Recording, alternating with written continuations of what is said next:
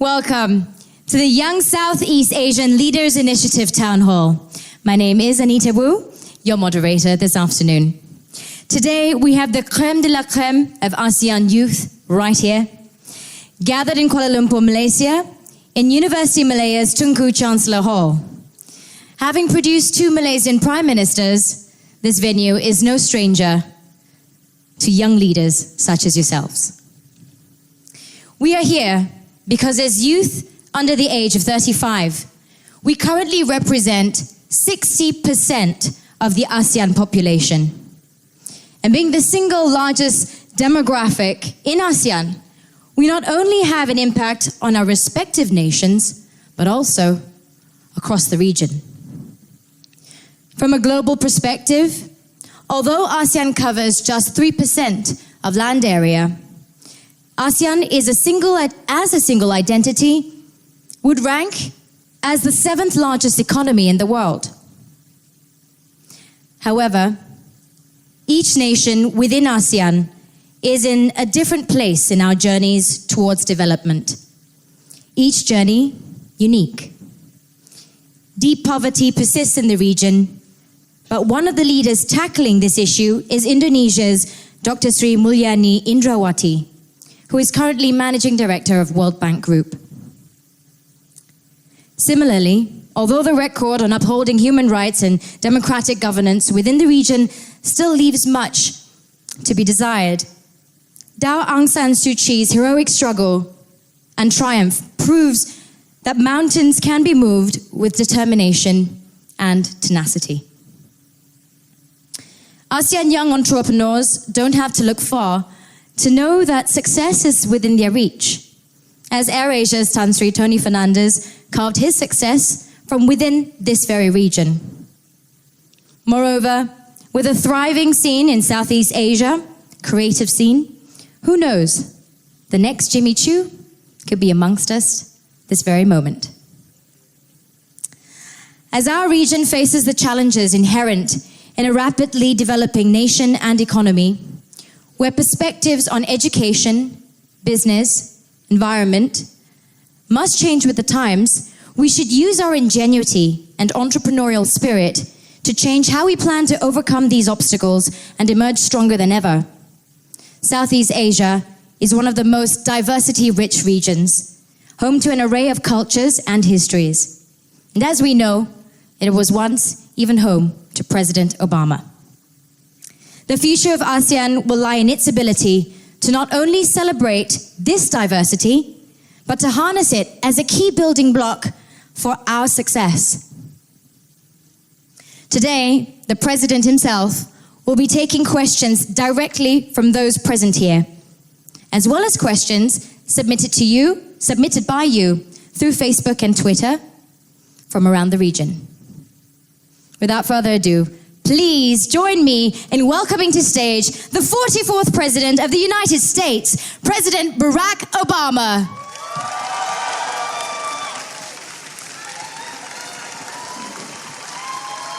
Hello, everybody.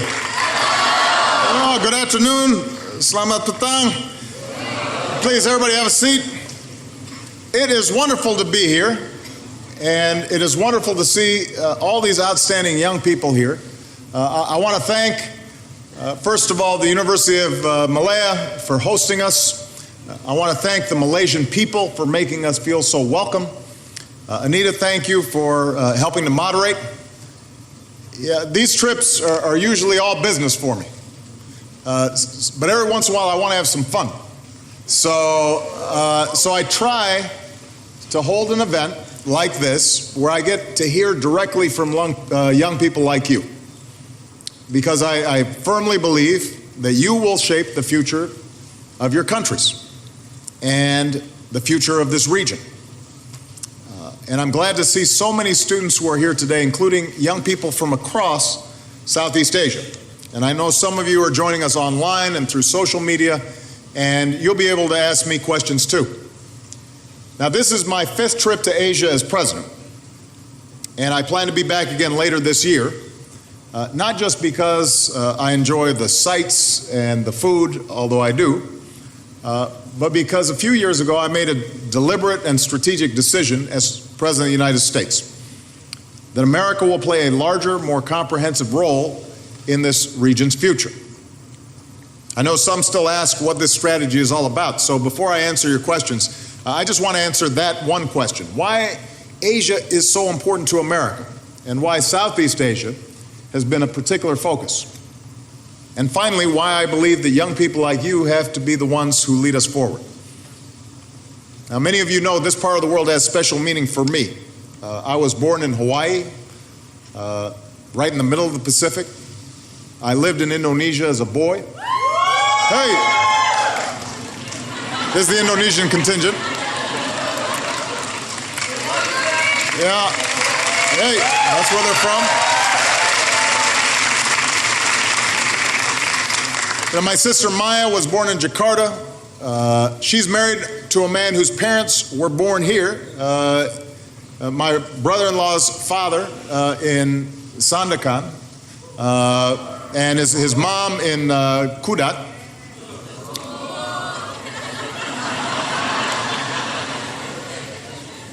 And my mother spent years working in the villages of Southeast Asia, helping women buy sewing machines or gaining an education so that they could better earn a living. And as I mentioned last night to His Majesty the King and the Prime Minister, I'm very grateful to the Islamic Arts Museum Malaysia for hosting an exhibit that showcased some of my mother's batik collection, because it meant a lot to her, and it's part of the connection that I felt and I continue to feel to this region. So the Asia Pacific, with its rich cultures and beautiful traditions and vibrant society, that's all part of who I am. It helps shape how I see the world.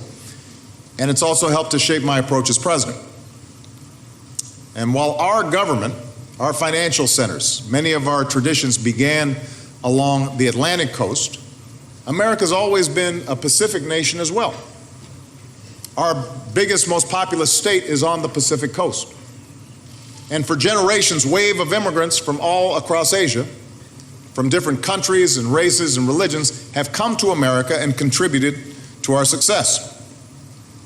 From our earliest years, when our first president, George Washington, sent a trade mission to China, through last year when the aircraft carrier that bears his name, the George Washington, helped with typhoon relief in the Philippines, America's always had a history with Asia, and we've got a future with Asia. This is the world's fastest growing region. Over the next 5 years, nearly half of all economic growth outside the United States is projected to come from right here in Asia. That means this region is vital to creating jobs and opportunity, not only for yourselves, but also for the American people. And any serious leader in America recognizes that fact.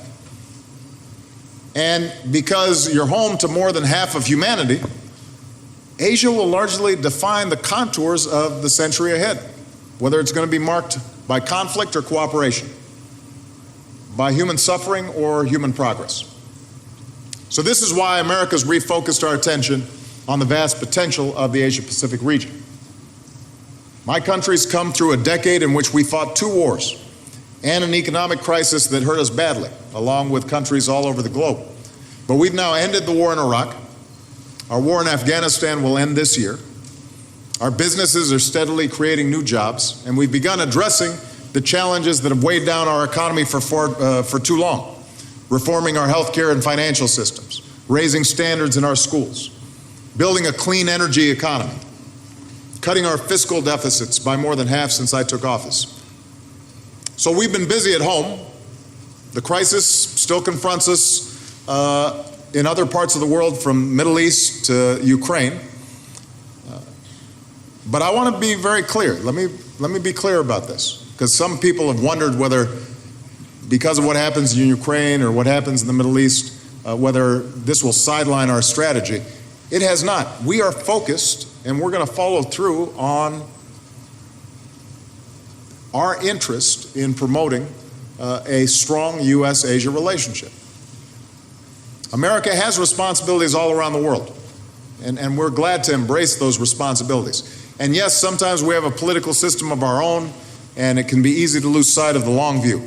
But we have been moving forward on our rebalance to this part of the world by opening ties of commerce and negotiating our most ambitious trade agreement, by increasing our defense and educational exchange cooperation and modernizing our alliances, by participating fully in regional institutions like the East Asia Summit, building deeper partnerships with emerging powers like Indonesia and Vietnam, and increasingly we're building these partnerships throughout Southeast Asia.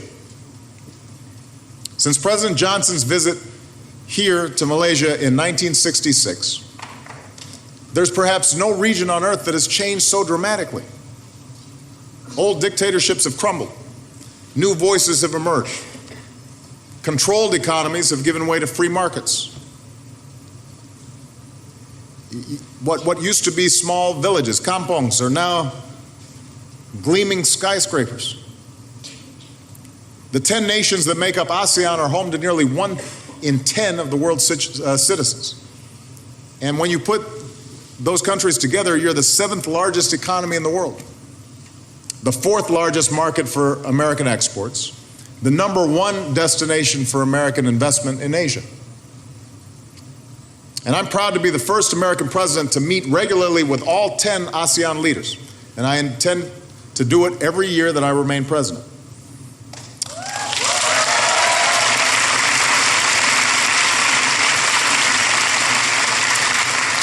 By the way, I want to congratulate Malaysia on its turn to assume the chairmanship of ASEAN next year.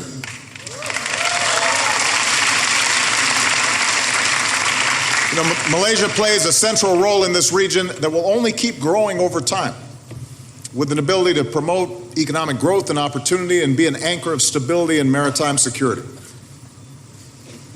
Now, one of the things that makes this region so interesting is its diversity. You know, that diversity creates a unique intersection of humanity. People from so many ethnic groups and backgrounds and religions and political beliefs. It gives Malaysia, as one primary example, the chance to prove, as America constantly tries to prove, that nations are stronger and more successful when they work to uphold the civil rights and political rights and human rights of all their citizens.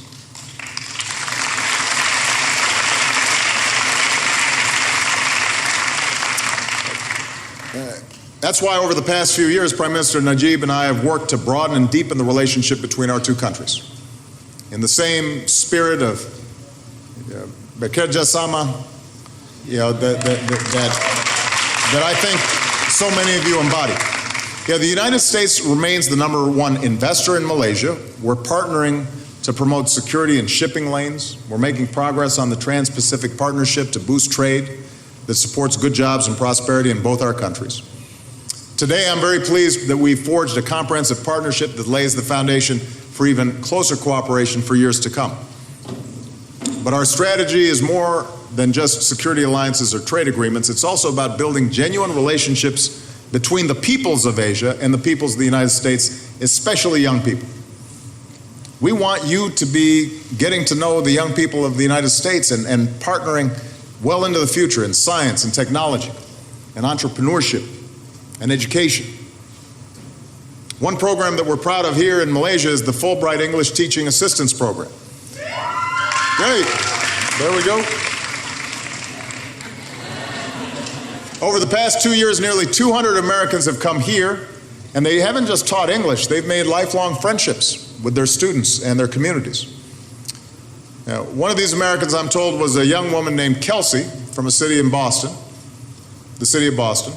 Last year, after the Boston Marathon was attacked, she taught her students all about her hometown, its history and its culture. She taught them a phrase that's popular in Boston, wicked awesome. So that was part of the English curriculum. And so her students began to feel like a place that this place, Boston, that was a world away, was actually something they understood and they connected to and they cared about. So they responded by writing get well cards and sending them to hospitals where many of the victims were being treated. Partnerships like those remind us that the relationship between nations is not just defined by governments, but it's defined by people, especially the young people who will determine the future long after those of us who are currently in positions of power leave the stage. And that's especially true in Southeast Asia because almost 2/3 of the population in this region is under 35 years old. This is a young part of the world. And I've seen the hope and the energy and optimism of your generation wherever I travel, from Rangoon to Jakarta to here in KL. I've seen the desire for conflict resolution through diplomacy and not war. I've seen the desire for prosperity through entrepreneurship, not corruption or cronyism. I've seen a longing for harmony, not by holding down one segment of society, but by upholding the rights of every human being, regardless of what they look like, or who they love, or how they pray. And so you give me hope. Robert Kennedy once said, "It is a revolutionary world that we live in, and thus it is young people who must take the lead."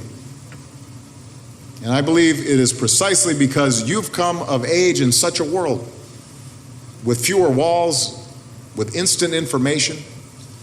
You know, you have the world at your fingertips, and you can change it for the better. And I believe that together we can do things that your parents, your grandparents, your great-grandparents would have never imagined. So today I'm proud that we're launching a new Young Southeast Asian Leaders Initiative to increase and enhance America's engagement with young people across the region. You're part of this new effort. You're the next generation of leaders in government and civil society and business and the arts. Some of you have already founded nonprofit organizations to promote human rights or prevent human trafficking or encourage religious tolerance and interfaith dialogue. Some of you have started projects to educate young people on the environment and engage them to protect our air and our water and to prevent climate change. Some of you have been building your own ASEAN-wide network of young leaders to meet challenges like youth unemployment. And I know that some of you have been spending this weekend collaborating on solutions to these major issues. And over the next few months across Southeast Asia, we're going to find ways to listen to young people about your ideas and the partnerships we can then build together to empower your efforts, develop new exchanges, connect young leaders across Southeast Asia with young Americans. So that's part of what we're starting here today. And before I take your questions, let me just close by sharing with you the future that I want to work for in this region, about where we want America's rebalance in the Asia Pacific to lead, the work that we can do together. I believe that together we can make the Asia Pacific more secure. You know, America has the strongest military in the world, but we don't seek conflict, we seek to keep the peace. We want a future where disputes are resolved peacefully and where bigger nations don't bully smaller nations. All nations are equal in the eyes of international law. We want to deepen our cooperation with other nations on issues like counterterrorism and privacy, but also humanitarian aid and disaster relief, which will help us respond quickly to catastrophes like the tsunami in Japan or the typhoon in the Philippines. We want to do that together. Together we want to make the Asia Pacific more prosperous with more commerce and shared innovation and entrepreneurship. And we want to see broader and more inclusive development and prosperity. Through agreements like the TPP, we want to make sure nations in the Asia Pacific can trade under rules that ensure fair access to markets and support jobs and economic growth for everybody, and set high standards for the protection of workers and the environment. Together we want to make the Asia Pacific and the world cleaner and more secure. You know, the nations of this region are uniquely threatened by climate change. No nation is immune to dangerous and disruptive weather patterns. So every nation is going to have to do its part. The United States is ready to do ours. Last year I introduced America's first ever climate action plan to use more clean energy and less dirty energy and cut the dangerous carbon pollution that contributes to climate change. So we want to cooperate with countries in Southeast Asia to do the same, to combat the destruction of our forests. We can't condemn future generations to a planet that is beyond fixing. We can only do that together. Together we can make this world more just. You know, America is the world's oldest constitutional democracy. That means we're going to stand up for democracy It's a part of who we are. And we do this not only because we think it's right, but because it's been proven to be the most stable and successful form of government. In recent decades, many Asian nations have shown that different nations can realize the promise of self-government in their own way. They have their own path. But we must recognize that democracies don't stop just with elections. They also depend on strong institutions and a vibrant civil society, an open political space, and tolerance of people who are different than you. We have to create an environment where the rights of every citizen, regardless of race or gender or religion or sexual orientation, are not only protected but respected. So we want a future where nations that are pursuing reform, like Myanmar, like Burma, consolidate their own democracy and allow for people of different faiths and ethnicities to live together in peace.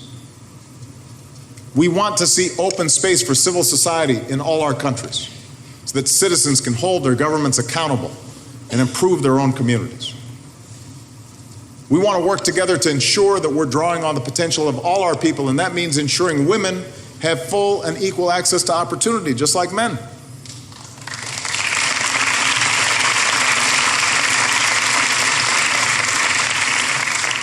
And to make sure we can sustain all these efforts, we want a future where we're building an architecture of institutions and relationships. For America, that always begins with our alliances, which serve as the cornerstone of our approach to the world. But we also want to work with organizations like ASEAN and in forums like APEC and the East Asia Summit to resolve disputes and forge new partnerships. And we want to cooperate with our old allies and our emerging partners, and with China. We want to see a peaceful rise for China because we think it can and should contribute to the stability and prosperity that we all seek. So that's the shared future I want to see in the Asia Pacific. Now, America cannot impose that future. It's one that we need to build together in partnership with all the nations and peoples of the region, especially young people. That vision is within our reach if we're willing to work for it. You know, this world has its share of threats and challenges, and that's usually what makes the news. We know that progress can always be reversed, and that positive change is achieved not through passion alone, but through patient and persistent effort. But we've seen things change for the better in this region and around the world because of the effort of ordinary people together, working together. It's possible. We've seen it in the opportunity and progress that's been unleashed in this amazing part of the world. So I've only been in Malaysia for a day, but I've already picked up a new phrase. Malaysia boleh. Malaysia can do it. Now, I have to say we have a similar saying in America, yes, we can. That's the spirit in which I hope America and all the nations of Southeast Asia can work together, but it's going to depend on your generation to carry it forward. Because presidents and prime ministers, they can help lay the foundation, but you've got to build the future. So now, I want to hear directly from you. I want to hear your aspirations for your own lives, your hopes for your communities and your culture, what you think we can do together in the years to come. All right? Terima kasih banyak. Anita? Good. And I've got my mic here. Thank you very much, Mr. President. If you may. Well, I'm going to take the first question, and then I think Anita's going to take a question from social media. Oh, this is tough because we have so many outstanding young people. I'll call on this young lady right here, right in the front. Tell me your name. If you're going to school, tell me what level you're at, what year you are in school, and where you're from. Hi, Mr. President. My name is Sukim. I'm from Cambodia, and I went to Institute of Foreign Languages, the Royal University of Phnom Penh. Mm-hmm. And I've got a very simple question for you. Uh-huh. What was your dream when you were in your 20s? And did you achieve it?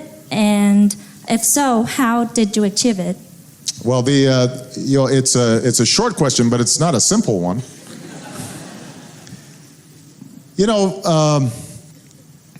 When I was in high school, so for those of you who don't, are studying under different systems, when I was 15, 16, 17, before I went to the university, I wasn't always the best student. Sometimes I was enjoying life too much. Don't clap. There you are. This guy's the same way. No.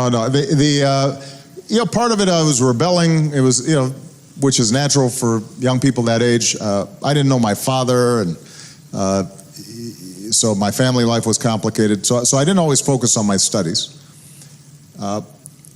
And that probably carried over into the first 2 years of university, but around the age of 20, I began to realize that I could have an impact on the world if I applied myself more. I became interested in social policy and government, and I decided that I wanted to work in the nonprofit sector for people who are disadvantaged in the United States. And so I was able to do that for 3 years after I graduated from college. That's how I moved to the city of Chicago. I was hired by a group of churches to work in poor areas to help people get jobs and help improve housing and give young people more opportunity. And that was a great experience for me. And then it led me to go to law school and to practice civil rights law, and then ultimately to run for elected office. And when I think back to my journey, my path, I think the most important thing for me, and maybe the most important thing for all the young people here, is to realize that you really can have an impact on the world. You can achieve your dreams, but in order to do so, you have to focus not so much on a title or how much money you're going to make. You have to focus more on what kind of influence and impact are you going to have on other people's lives. What good can you do in the world? Now, that may involve starting a business, but if you want to start a business, you should be really excited about the product or the service that you're making. It shouldn't just be how much money I can make, because the business people that I meet who do amazing things, like Bill Gates, who started Microsoft, they're usually people who are really interested in what they do, and they really think that it can make a difference in people's lives. If you want to go into government, you shouldn't just want to be a particular government official. You should want to go into government because you think it can help educate some children, or it can help provide jobs for people who need work. So I think the most important thing for me was when I started thinking more about other people and how I could have an impact in my larger society and community, and wasn't just thinking about myself. That's when I think your dreams can really take off. Because if you're only thinking about you, then your world is small. If you're thinking about others, then your world gets bigger. Okay, good. Thank you. Thank you, Mr. President. We now have a question from the social media, which we've been collecting over the week. Okay. The question comes from our friend Saw Tet Aungkant from Burma, or Myanmar. And he asks, Mr. President, what would be your own keywords or encouragement for each of us, leaders of our next generation, while we are cooperating with numerous diversities, such as different races, languages, beliefs, and cultures, not only in Myanmar, but also across ASEAN? Good. Thank you. Well, it's a great question. If you look at the biggest source of conflict and war and hardship around the world, one of the most, if not the most important reasons is people treating those who are not like them differently, right? So in Myanmar right now, they're going through a transition after decades of repressive government. They're trying to open things up and make the country more democratic, and that's a very courageous process that they're going through. But the danger, now that they're democratizing, is that there are different ethnic groups and different religions inside of Myanmar, and if people start organizing politically around their religious identity or around their ethnic identity as opposed to organizing around principles of justice and rule of law and democracy, then you can actually start seeing conflicts inside those countries that could move Myanmar in a very bad direction. In particular, you've got a Muslim minority inside of Myanmar right now that the broader population has historically looked down upon and whose rights are not fully being protected. Now, that's not unique to Myanmar, right? Here in Malaysia, this is a majority Muslim country. So then there are times where those who are non-Muslims find themselves perhaps being disadvantaged or experiencing hostility. In the United States, obviously, historically, the biggest conflicts arose around race. And we had to fight a civil war, and we had to have a civil rights movement over the course of generations until I could stand before you as a president of African descent. But of course, you know, the job's not done. There's still discrimination and prejudice and ethnic conflict inside the United States that we have to be vigilant against. So my point is, all of us have within us biases and prejudices of people who are not like us, or were not raised in the same faith, or come from a different ethnic background. But the world is shrinking. It's getting smaller. You could think that way when we were all living separately in villages and tribes, and we didn't have contact with each other. We now have the internet and smartphones, and our cultures are all colliding. The world has gotten smaller, and no country is going to succeed if a part of its population is put on the sidelines because they're discriminated against. Malaysia won't succeed if non-Muslims don't have opportunity. Myanmar won't succeed if the Muslim population is oppressed. No society is going to succeed if half your population, meaning women, aren't getting the same education and employment opportunities as men.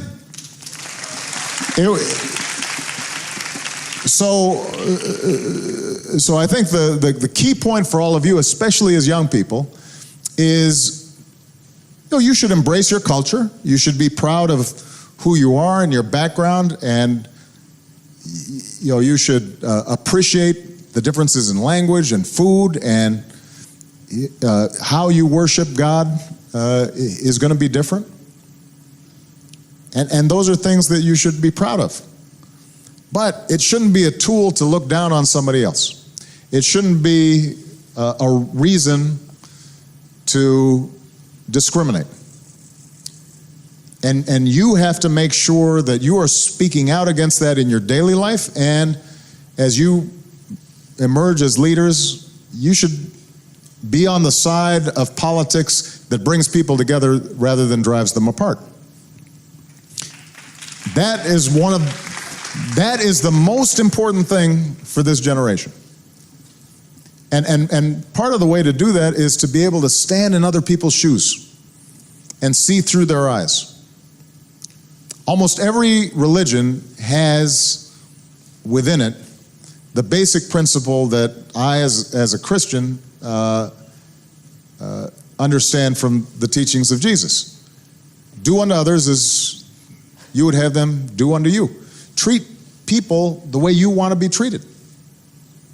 And if you're not doing that, and if society is not respecting that basic principle, then we're going backwards instead of going forward. And this is true all around the world. And sometimes it's among groups that those of us on the outside, they look exactly the same. In Northern Ireland, there has been a raging conflict, although they have finally come to arrive at peace, because half, or a portion of the population is Catholic, a portion is Protestant. Now, from the outside, you look, why are they arguing? They're both Irish, they speak the same language. It seems as if they'd have nothing to argue about. But that's been a part of Ireland that has been held back and is poorer and less developed than the part of Ireland that didn't have that conflict. In Africa, you go to countries, my father's country of Kenya, where oftentimes you've seen tribal conflicts. From the outside, you'd think, what are they arguing about? This is a country that has huge potential. They should be growing, but instead they spend all their time arguing and organizing politically only around tribe and around ethnicity. And then when one gets on top, they're suspicious and they're worried that the other might take advantage of them, and when power shifts, then it's payback. And we see that in society after society. The most important thing young people can do is break out of that mindset. You know, when I was in Korea, I had a chance to, or in Tokyo rather, I had a chance to see an exhibit with an astronaut, a Japanese astronaut who was at the International Space Station, and it was looking at the entire globe, and they're tracking now changing weather patterns, in part because it gives us the ability to respond to disasters quicker. And when you see astronauts from Japan or from the United States or from Russia or others working together, and they're looking down at this planet from a distance, you realize we're all on this little rock in the middle of space. And the differences that seem so important to us from a distance dissolve into nothing. And so we have to have that same perspective, respecting everybody, treating everybody equally under the law. That has to be a principle that all of you uphold. All right? Good, great question. Let me call on I'm going to go boy, girl, so that everybody gets a fair chance. Let's see, hold on. Oh, this gentleman right here. Right there, with the glasses, yeah. There you go. Hello, Mr. President. Hello. My name is Lukman, and I'm from Malaysia. Currently with Yes Alumni Malaysia. Well, I have a question. I wonder what was your first community service project that you did in life, and how did the project impact your community? Thank you so much. That's a great question. I told you that when I graduated from college, I wanted to work in poor neighborhoods, and so I moved to Chicago and I worked. This community had gone through some very difficult times. The steel plants there, the steel mills had closed. A lot of manufacturing was moving out of America or becoming technologically obsolete, these old mills. And so these were areas that had been entirely dependent on steel. And as those jobs left, the communities were being abandoned. And there was also racial change in the area. They had been predominantly white, then blacks and Latinos had moved in, and there was fear among the various groups. So they had a lot of problems. I will tell you this, that what I did was I organized a series of meetings, listening to people to find out what they wanted to do something about first.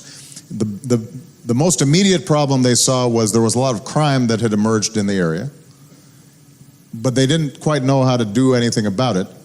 So I organized a meeting with the police commander so that they could file their complaints directly to the police commander and try to get more action to create more safe space in those communities for children and to end people standing on street corners, and because it was depressing the whole community. Now, here's the main thing I want to tell you. That first meeting, nobody came. It was a complete failure.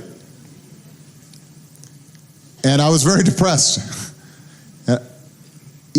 Because I thought, well, everybody said that they were concerned about crime, but when I organized the meeting, nobody came. And what it made me realize is that if you want to bring about change in a community or in a nation, it's not going to happen overnight. Usually it's very hard to bring about change because people are busy in their daily lives, they have things to do. Some of the things I realized was I hadn't organized the meeting at the right time. It was right around dinner time, and if people were working, they were coming home and picking up their kids, and they couldn't get to the meeting fast enough. And right, so first of all, you've got to try to get people involved, and a lot of people are busy in their own lives, or they don't think it's going to make a difference, or they're scared if they're speaking out against authority. And many of the problems that we're facing, like trying to create jobs or better opportunity, or dealing with poverty, or dealing with the environment, these are problems that have been going on for decades. And so to think that somehow you're going to change it in a day or a week, and then if it doesn't happen, you just give up, well, then you definitely won't succeed. So the most important thing that I learned as a young person trying to bring about change is you have to be persistent, and you have to get more people involved, and you have to form relationships with different groups and different organizations, and you have to listen to people about what they're feeling and what they're concerned about and build trust. And then you have to try to find a small part of the problem and get success on that first, so that maybe from there you can start something else and make it bigger and make it bigger, until over time you are really making a difference in your community and in that problem. But you can't be impatient. And the great thing about young people is they're impatient. The biggest problem with young people is they're impatient. Right? It's a strength because it's what makes you want to change things, but sometimes you can be disappointed if change doesn't happen right away, and then you just give up. And you just have to stay with it and learn from your failures as well as your successes. Okay. Anita? Mr. President, thank Yeah. you very much. We have a question from our friend in Singapore. His name is Stanley Ong. He asks, what is the legacy you wish to leave behind? Well, I've still got 2.5 years left as president, so I hope he's not rushing me. But what is true is that, as President of the United States, you have so many issues coming at you every day. But sometimes I try to step back and think about 20 years from now when I look back, what will I be most proud of, or what do I think will be most important in the work that I've done. Now, my most important legacy is Malia and Sasha, who are turning out to be wonderful young people. So your children, if you're a parent, the most important legacy you have is great children, and I have those who are happy and healthy, and I think they're going to do great things. Another important legacy is being a good husband. So I've tried to do that. That's important. Because if you don't do those things well, then everything else you're going to have some problems with. But I think as president,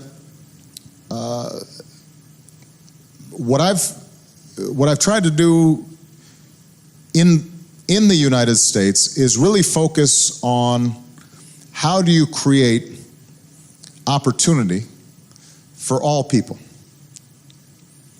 And when I first came into office, we were in a huge financial crisis that had hit the entire world, and it was the worst crisis that the United States had had since the 1930s.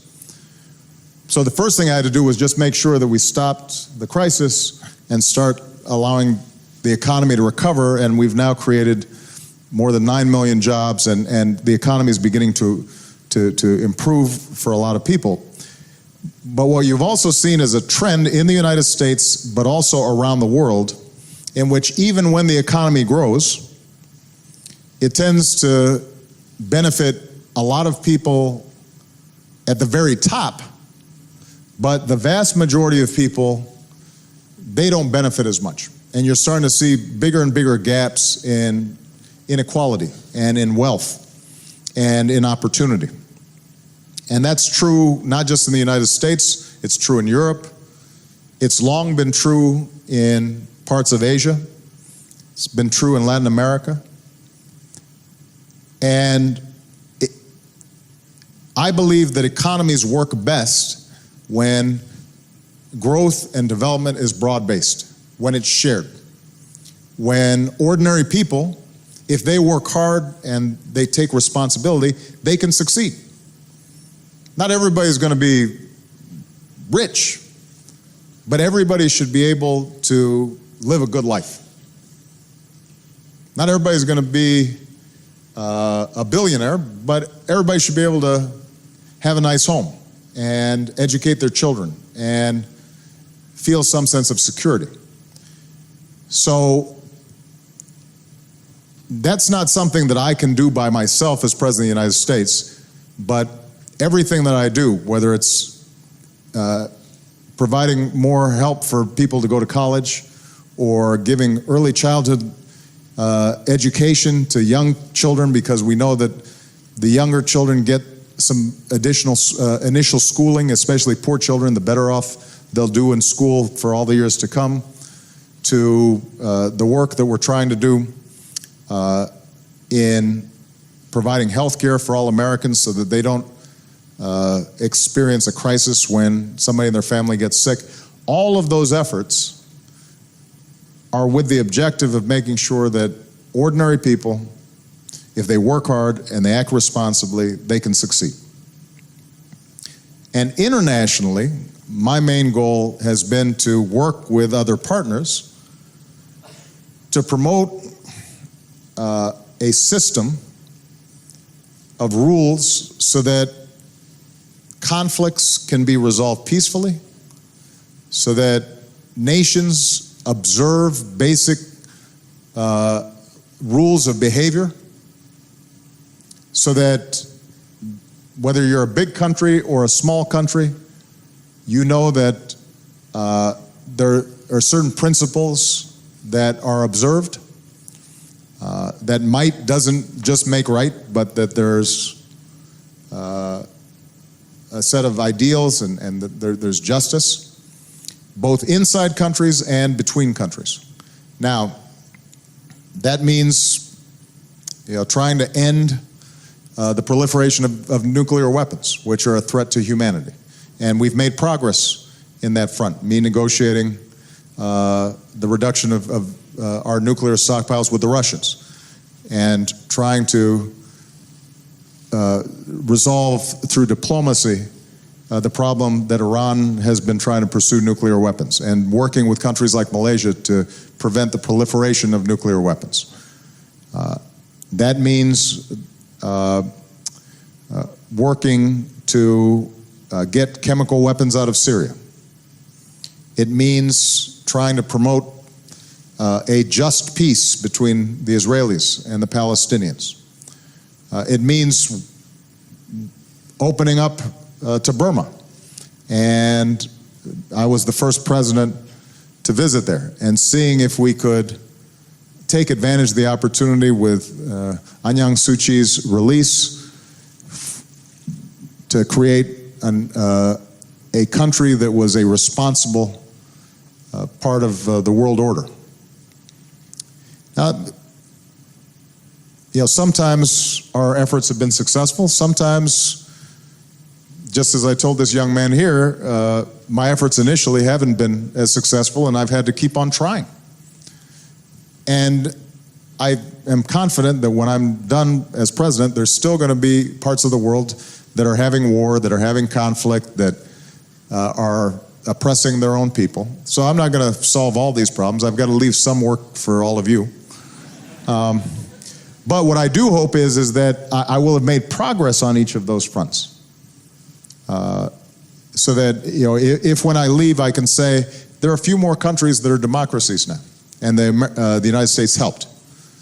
If there are countries where I can say, or areas of the world where I can say, we avoided conflict between two countries because we helped to mediate a dispute, I'll be proud of that. If there are countries where the spotlight has been shined internationally on the oppression of a minority group, and it has forced that country to change its practices, that will be a success. But I don't consider, I don't think I can do that by myself, of course. I can only do that not only with the cooperation and consultation of other leaders, but it's also other citizens of the world. All of you and people in various regions, they've got to want more justice and more peace in order for us to achieve it. Sometimes the United States is viewed as, on the one hand, the cause of everybody's problem, or on the other hand, the United States is expected to solve everybody's problem. And we are a big, powerful nation, and we take our responsibilities very seriously. But we can only do so much. Ultimately, the people in these countries themselves have to partner with us, and because we have problems in our own country that we have to solve. But hopefully, I'm also lifting up certain universal principles and ideals that all of us can embrace and share. All right, it's a woman's turn. It's a young woman's turn. I've got to, let's see who's back here. No, it's a young lady's turn. Okay, this young lady right here. Since the microphone's right there. Yeah. Good afternoon, Mr. President, and welcome to Malaysia. So gathering from what you've said, I think it's a shared consensus that youth worldwide can be the catalyst to plant the seeds for an early conditioning on certain global issues, yeah? So my question is, how exactly can America lead us youth internationally in championing such issues? For example, climate change, women empowerment, poverty eradication, particularly to bring the human race together. It appears that a lot of policies are being put in place, but a lot of these policies are being put in place by the Gen X's, or the baby boomers. People like us, the Gen Ys, really don't have a say in these policies, but we are supposed to champion them. So how are we supposed to do all these things? Well, first of all, I'm trying to figure out which generation I am. You got baby boomers, then Gen X, and then this is Gen Y. We're on Y. Is Z? Are they here yet, or that's next? Well, first of all, just to be very specific, as I said in my speech, part of the reason that I like to meet with young people is to get their suggestions and their ideas. But then what we try to do is set up a process and a network of young leaders who can share ideas with each other and with us to let us know how they think we can empower you. So coming out of this meeting, there will be mechanisms through social media and in our embassies in each of the 10 ASEAN countries, where we're going to be bringing together youth leaders to talk to each other about their plans, what their priorities are, how they think the United States can be most helpful, and we're going to take your suggestions. And let's take the example of something like climate change. The voice of young people on this issue is so important because you are the ones who are going to have to deal with the consequences of this most significantly. You know, I rode with Prime Minister Najib from our press conference to the new Magic Center that's been set up here, an entrepreneurial center that came out of our Global Entrepreneur Summit that was hosted here in Malaysia. And on the ride over, it hadn't started raining yet, but you could tell it was going to be raining soon. And he said that here in Malaysia, you've already seen a change in weather patterns. It used to be that the dry season, the rainy season was very clear. Now, it all just kind of is blurring together. Now, not all of that can be directly attributed precisely to climate change, but when you look at what's been happening all across the country or all around the world, there's no doubt that weather patterns are changing. It is getting warmer. That is going to have impacts in terms of more flooding, more drought, displacement,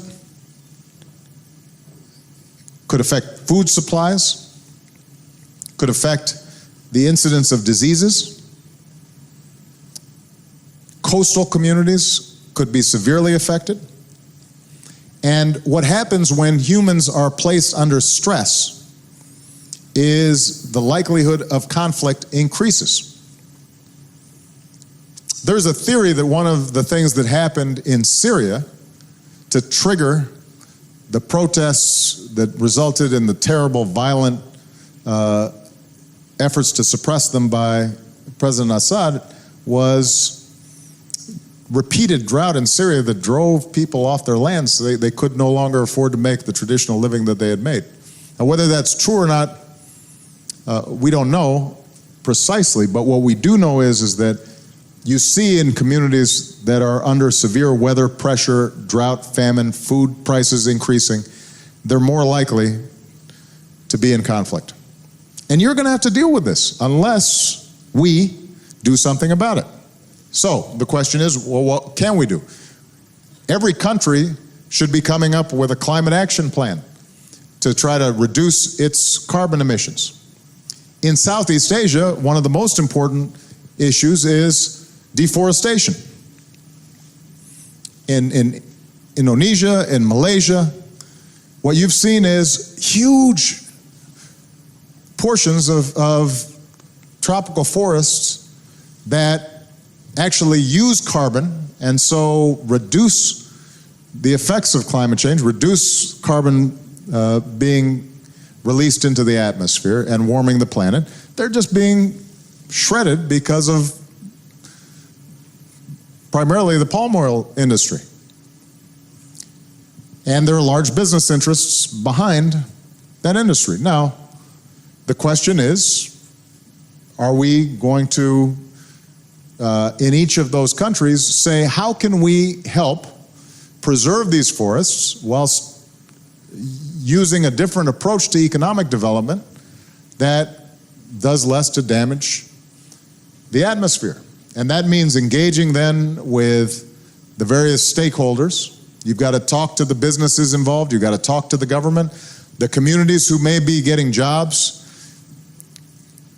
because their first priority is feeding themselves. So if you just say, we've got to stop cutting down the forest, but you don't have an alternative opportunity for people, then they may just ignore you. So there are going to be all kinds of pieces just to that one part of the problem. And each country may have a different element to it. The point, though, is that you have to be part of the solution, not part of the problem. You have to say, this is important. You don't have to be a climate science expert, but you can educate yourselves on the issue. You can discuss it with your peer groups. You can organize young people to interact with international organizations that are already dealing with this issue. You can help to publicize it. You can educate your parents, friends, co-workers, and through that process, you can potentially change policy. So, it will take years. It will not happen next week, but our hope is that through this network that we're going to be developing, that we can be a partner with you in that process. All right? So, I just want to check how much time do we have here? Who's in charge? We've got time, Mr. President. We got how much time? A couple more questions. Couple more questions. All right, because I just want to make sure that I'm being fair here. All right, it's a guy's turn.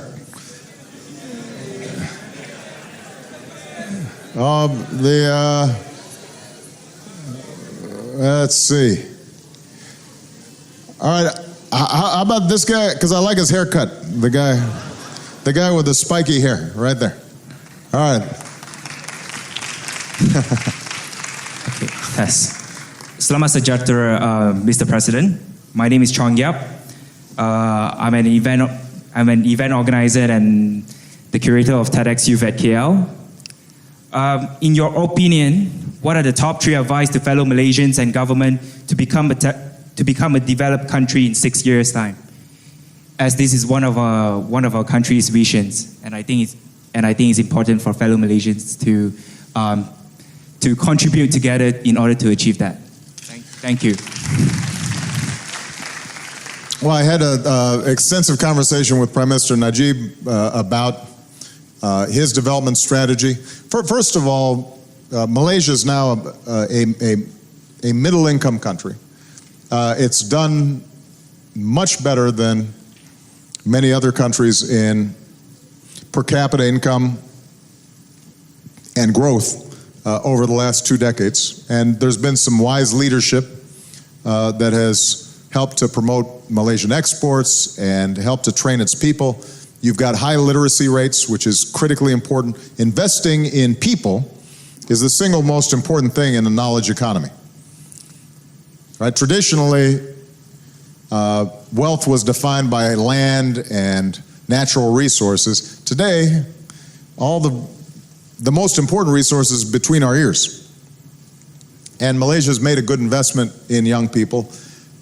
So that continues to be, I think, the most important strategy for growth in the 21st century. And in the United States, my main focus is improving our education system and lifelong learning. Because part of what's changed in the economy, in the 20th century, you got a job at a company, you might stay there for 30 years.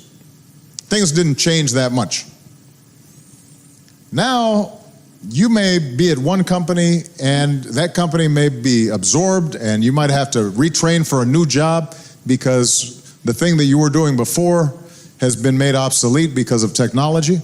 So we have to keep on investing in not only elementary school and secondary school and even universities, but in the United States, for example, we have a system of community colleges and job training where somebody who's in their 30s or even 40s or 50s can go back, get retrained, get more skills, adapt to a new industry, and then be a productive citizen. That's a critical investment that needs to be made. The second thing that I know Prime Minister Najib is focused on, and this applies throughout the region, is if you want to move to the next level of development, then you have to open up an economy to innovation and entrepreneurship. The initial push for growth in Southeast Asia initially started with exporting raw materials and then shifted to manufacturing and light assembly and being part of the global supply chain. And that's all a very important ladder into development. But now, a lot of wealth is being created by new products and new ideas. And at least in the United States, for example, we don't want to just assemble the latest smartphone. We want to invent the latest smartphone. We want to invent the apps and the content for those smartphones. And then, we have an asset that whoever's manufacturing it, some of the value is still flowing to us. Well, what that requires then is changes in the economy to make it more open, to make it more entrepreneurial. Some of the old systems have to be broken down. Now, different countries in ASEAN and different countries around the world are at different stages of development. In some countries, the most important thing for development is just basic rule of law. And something that I said earlier, which is making sure that the law applies to everybody in the same way.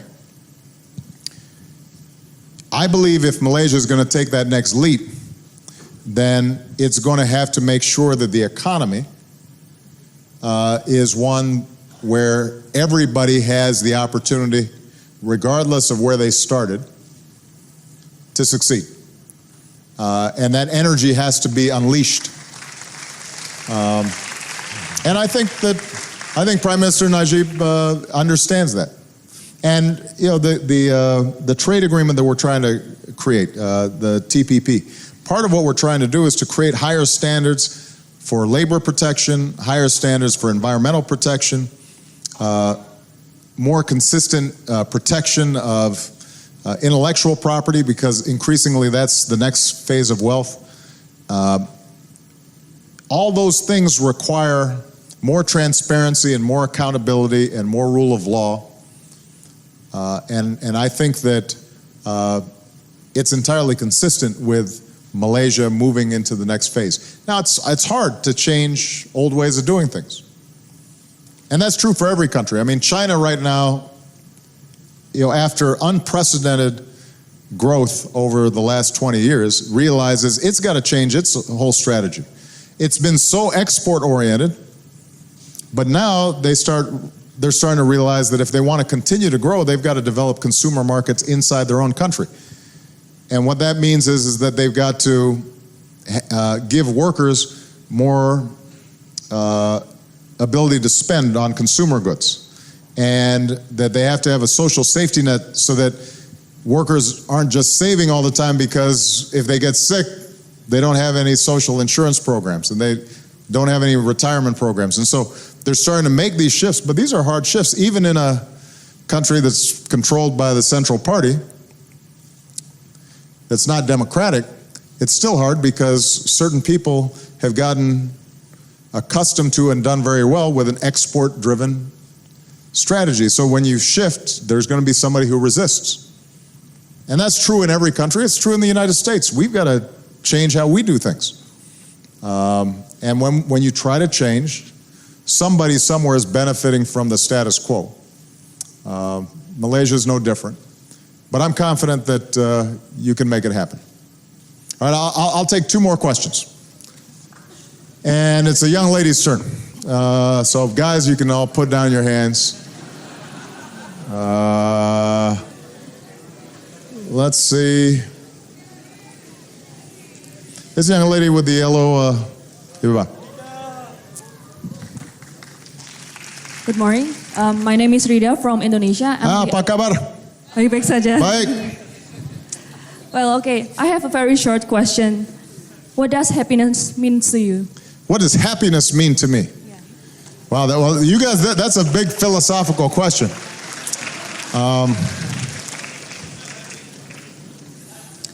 Well, I mentioned earlier my family, and it really is true that the older I get, the more, when I think about when I'm on my deathbed, I mean, I don't think about this all the time. I don't want you to think, I'm still fairly young.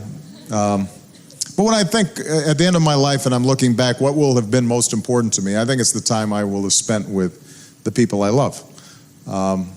And so that makes me happy. But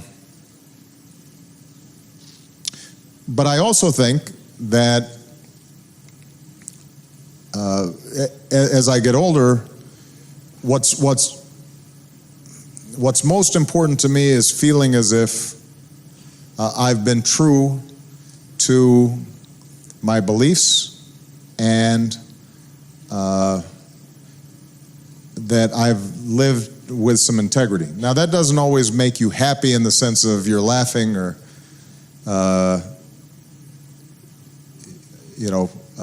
just enjoying life, because sometimes being true to your beliefs is uncomfortable. Sometimes doing things that you think is right may put you in some conflict with somebody. Sometimes people may not appreciate it, and it may be inconvenient. But I think that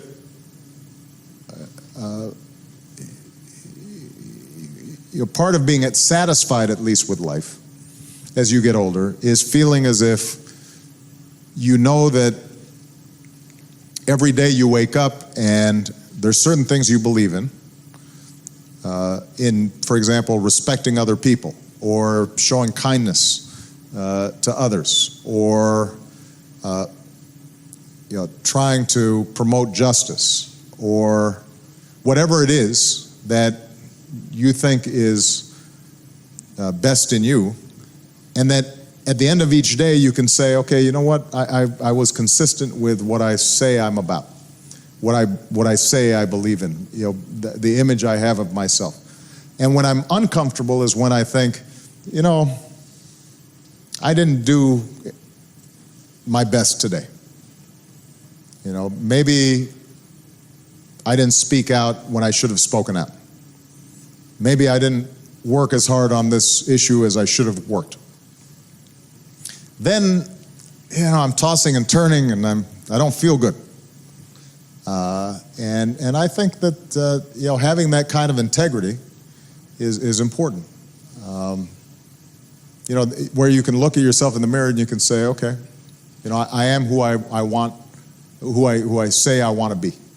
And nobody's perfect, and everybody's going to make mistakes. But I think if you feel as if you're always striving towards your ideals, then you'll feel okay at the end. All right. Okay. Last question, and it's let's see. No, it's a guy's question. Women, put down your hands.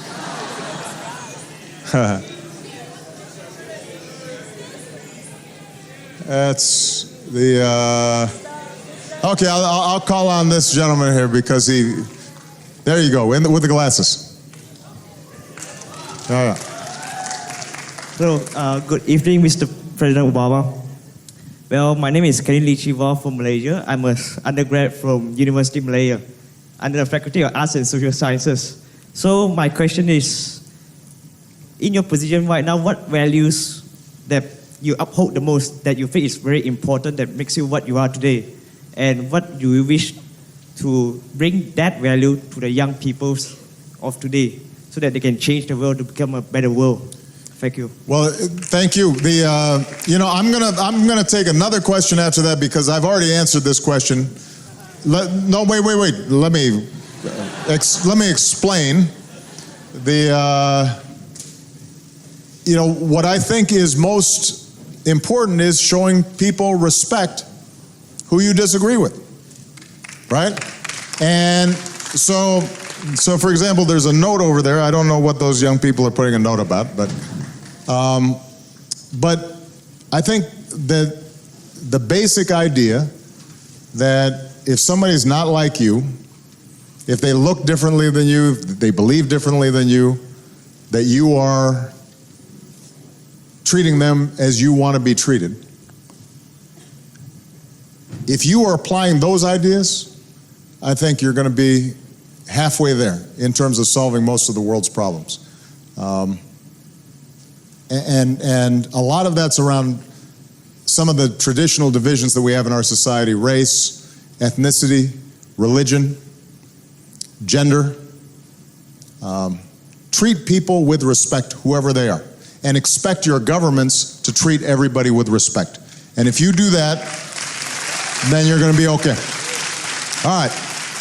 Last question, young ladies. Now, wait. Everybody put down their hands for a second. Okay, now I've heard from, I've had an Indonesian, a Malaysian, a Cambodian, Myanmar, Thailand didn't get called on. So I think,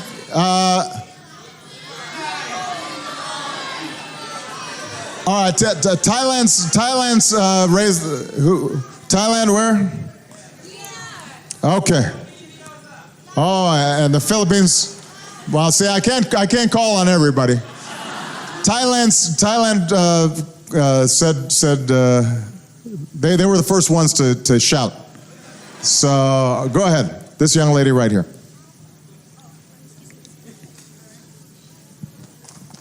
Sawadee ka.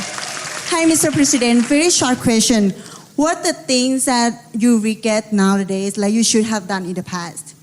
What are the things that I regret? Oh, the list is so long.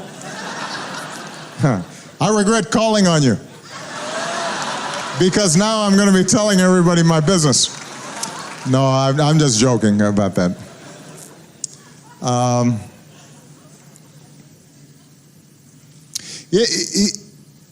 I'm now 52, and you know, I still feel pretty good. I'm a little gray-haired, but I will tell you two things I regret.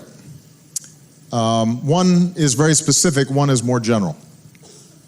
The specific thing is I regret not having spent more time with my mother, because she died early. She got cancer, and right around when she was my age, actually she was just a year older than I am now, she died. It happened very fast, in about 6 months. And I realized that, you know, there was a stretch of time from when I was, let's say, 20 until I was 30, where I was so busy with my own life that I didn't always reach out and communicate with her and ask her how she was doing and tell her about things. I was nice, and I'd call and, write once in a while. But this goes to what I was saying earlier about what you remember in the end, I think, is the people you love. I realized that I didn't every single day, or at least more often, just spend time with her and find out what she was thinking and what she was doing, because she had been such an important part of my life. Now that's natural as young people. As you grow up, you become independent. But for those of you,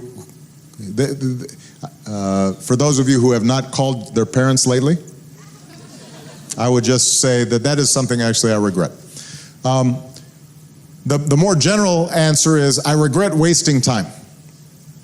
When I think when I was young, I spent a lot of time on things that I realize now were not very important.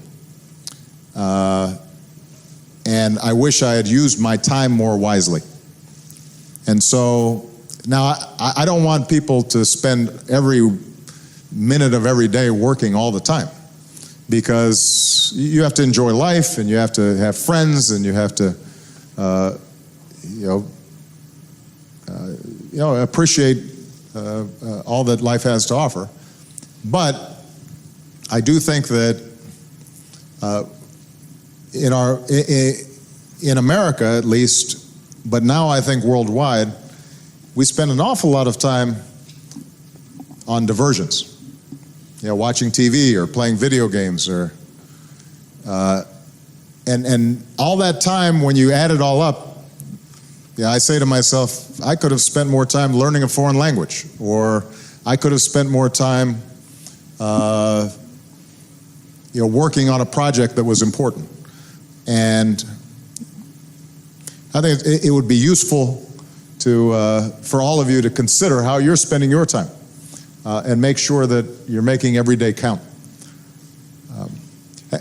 Let me just say this by way of thank you to all of you. I think you've asked terrific questions. I'm so impressed with all of you and what you have done and what you'll do in the future. I do want you to feel optimistic about your future, even though I've told you about some problems like climate change that seem so big now.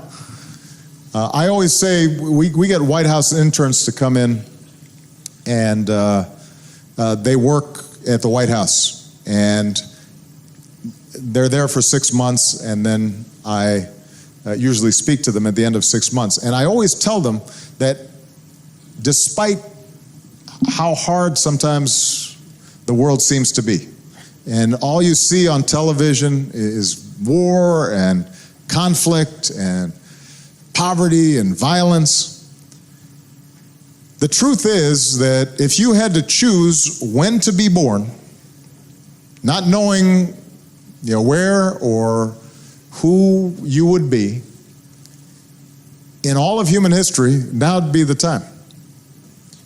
Because the world is less violent, it is healthier, it is wealthier, it is more tolerant, and it offers more opportunity than any time in human history for more people than any time in human history.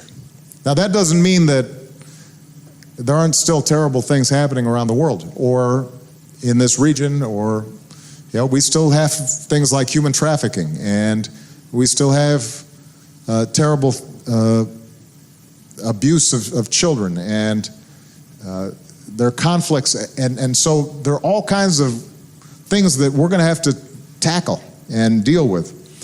But you should know that with each successive generation, things have improved just a little bit. And over time, that little bit adds to a lot. And it's now up to you, the next generation, to make sure that 20 years from now or 30 years from now, people look back and say, wow, things are a lot better now than they were back then. And there will still be problems 20 or 30 years from now also, but there'll be different problems because you will have solved many of the problems that exist today. And America wants to be a partner with you in that process. So good luck. Thank you, everybody. Thank you very much, Mr. President.